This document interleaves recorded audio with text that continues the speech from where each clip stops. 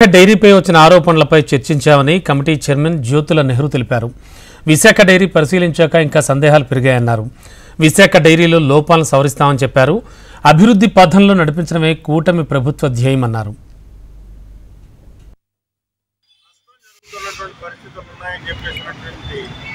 ఆరోపణలు నిజాలు కూడా ఉన్నాయని ఇంకా మరింత ప్రజలకు తెలియనటువంటి విధానాలు కూడా ఇందులో అవకతవకలు కూడా జరిగినట్టుగా మాకు స్పష్టమవుతున్నటువంటి పరిస్థితులు ఉన్నాయి.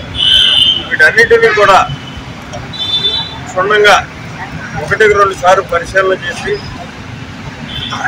తగు నిర్ణయం అసెంబ్లీకి చక్కని రిపోర్ట్ని అందివ్వడం జరుగుతుంది.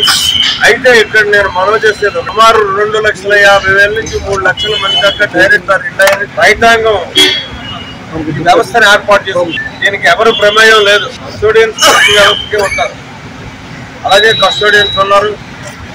ఈ వ్యవస్థ ఈ స్థాయికి వచ్చింది అంటే రైతాంగం యొక్క కష్ట ఫలితంగా వచ్చినటువంటి వ్యవస్థ ఇది. దీన్ని కాపాడాల్సినటువంటి పరిస్థితి కూడా ప్రభుత్వం మీద, ప్రధానంగా ఎవరినైతే మమ్మల్ని ఎంక్వైరీ కమిటీ చేశారో మా మీద కూడా ఉంది.